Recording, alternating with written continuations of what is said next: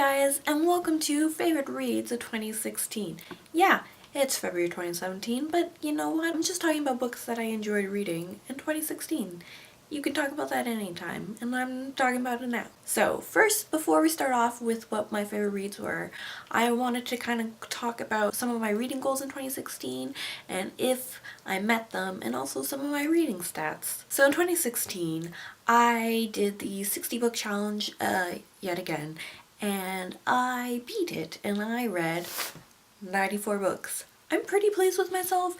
Since I have been recording what I've been reading these past, I don't know how long I've been doing it, I've never read this much, and I don't think I've read this much before in a year, so pretty pleased. So another goal was I wanted to read 20 books by authors of color, and I only read 14. Also, 40 of the books that I read, I wanted them to be written by women, and I beat that goal. I read 52 books. 62 of the books that I read I own, which is great. I read 10 plays, I read 17 comics / graphic novels, and 20 of the books I read were nonfiction. So I thought we would go on to the 22 of my favorite books of 2016. Number 1, The Disreputable History of Frankie Landau Banks by E. Lockhart. 2, If and Then by Emma Mills. 3, To All the Boys I've Loved Before by Jenny Han. 4, Wonderstruck by Brian Selznick. 5, Summer Days and Summer Nights, 12 Love Stories edited by Stephanie Perkins. 6, Anne of the Island by L.M. Montgomery, Anne of Windy Populars, Anne's House of Dreams, Anne of Ingleside, and Rainbow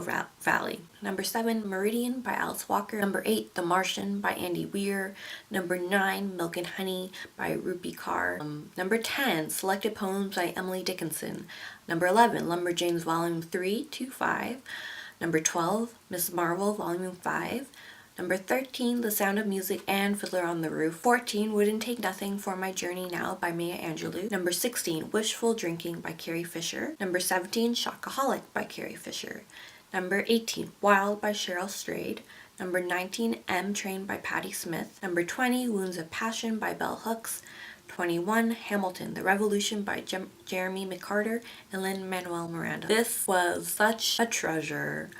I love this so much, obviously, but if you are a person who loves like getting a peek behind the scenes, this is totally the book for you. Also, just you get like essays from like obviously Lin and his process of creating Hamilton, but also like person who choreographed and other people, just getting a little glimpse of their process is wonderful and so good, guys. And the last one on my list, number 21, Shakespeare and Company, Paris, A History of the Rag and Bone Shop of Heart, edited by Krista Halvorston. So there's a shop in Paris called Shakespeare and Company, and this is just like a little bit of history about it, and it was wonderful, and like I like took pictures of every other page almost. It's a beautifully crafted book and the layout is just gorgeous, but it's so wonderful. And that concludes my best reads of 2016. I had reread 5 books this year: Fangirl by Rainbow Rowell, Anne and the French Kiss by Stephanie Perkins, because of course I did, Hyperbole in Half by Ali Broche,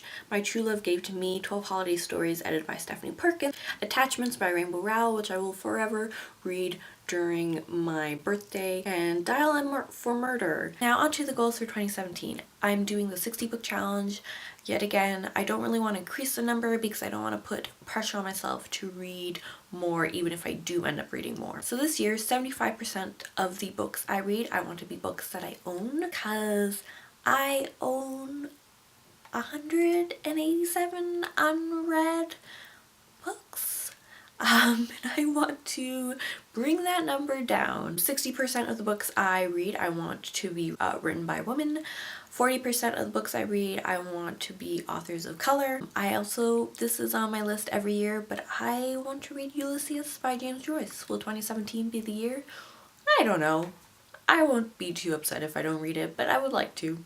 One of these days. I also want to finish the Anne of Green Gables series. I only have one more in the series. I'd also like to finish the Orcs and Crake trilogy by Margaret Atwood. Again, I have Mad Adam, which is the last one to read. I also want to read more of my coffee table books. I flipped through them, but I've never actually like read them cover to cover. So those are my reading goals for 2017. See you later.